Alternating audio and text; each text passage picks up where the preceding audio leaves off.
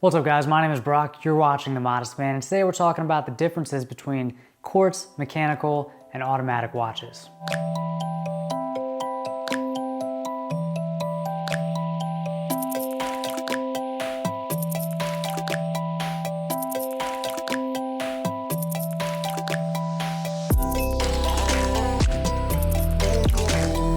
Okay, most men buy watches in the same way that a teenager might buy their first car. They base it on aesthetic appeal. You know, does it look cool? Do I like the color? Do I like the brand? Do I feel like it represents me? I mean, even people that buy high-end watches like Rolexes often just buy it because the cachet that the brand has.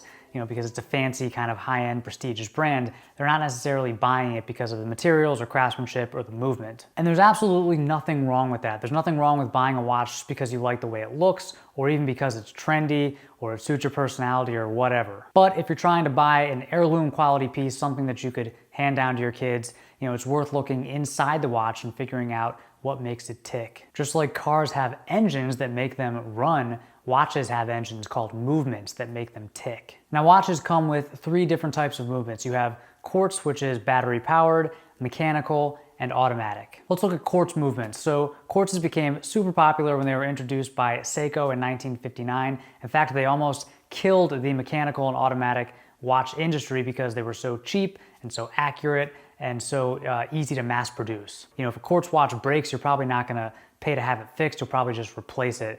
And really the only maintenance that they need is you have to swap the battery out every 2 years or every 5 or even 10 years when the battery inevitably dies. Quartz watches are very, very accurate. They're almost always more accurate than mechanical or automatic watches. But let's be honest, most of us aren't wearing watches because we really have to know the time. You know, we have the time on our smartphones, in our pockets. We're wearing watches as an accessory, as a piece of jewelry. And so even though quartz watches have the advantage over mechanical watches in that they're more accurate, that's not really a deal breaker for most people. The reason that most people buy quartz watches and the reason that so many brands use quartz movement is because they're so affordable. And so chances are if you see an inexpensive fashion watch out there, chances are it's using a quartz or battery powered movement. Now for watch collectors who appreciate the artistry and the craftsmanship and the horology behind their timepieces, they're gonna wanna look into mechanical and automatic movements. Let's talk about the mechanical movement. So mechanical watches are hand-wound timepieces that use hundreds or even thousands of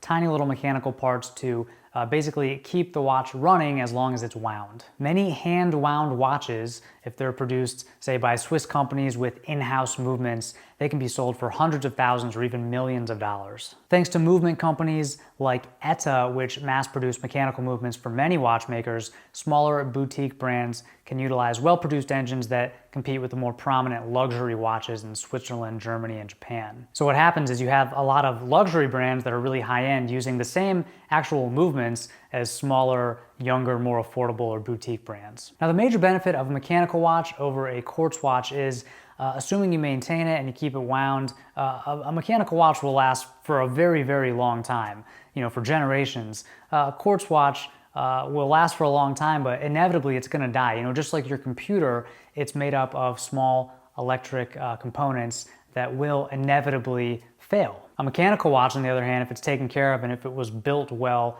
originally, you could hand it down to your kids, they could hand it down to their kids, and so on. For that same reason, mechanical watches are usually worth repairing, whereas quartz watches will just get thrown away and replaced. Okay, the next step up from mechanical is the automatic movement. These are kind of like the top echelon. These are the cream of the crop when it comes to watch collecting. The big difference between an automatic watch and a mechanical watch is an automatic watch will keep ticking even if you don't manually wind it. So as long as you wear it on your wrist, the motion of your arm keeps the watch wound.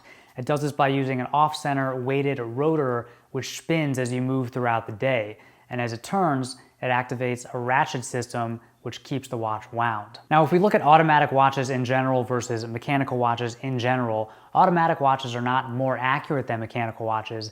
The real benefit is that they'll keep ticking even if you don't wind them. Now, automatic watches have what's called a power reserve, and this means that if it's fully wound, it'll keep ticking for a certain amount of time. So if you see an automatic watch that says it has a 48-hour power reserve, that means that if it's fully wound and you take it off, 48 hours later, it'll still be ticking. Now, the length of the power reserve varies between different models and different brands, But it's safe to assume that most automatic watches, if you take them off at night, put it on your nightstand, it's still gonna be ticking in the morning. Of course, when it stops ticking, that means that the next time you wear it, you're gonna have to reset it, right? So you can get the right time and the date if it has a date window.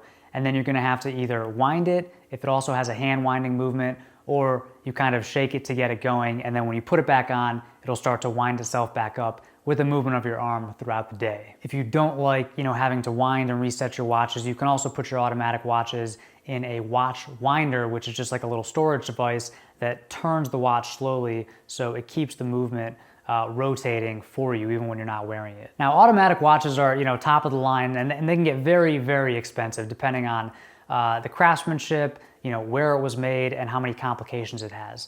Now, complications are things like, a date window or a power reserve meter, anything that's beyond just the basic hour, minute, and second hands. Now, watch companies that make their own movements in-house, their watches are going to be very, very expensive. But again, you have these brands like ETA that make mechanical and automatic movements that watch brands can buy to use in their watches. ETA is probably one of the best known movement manufacturers.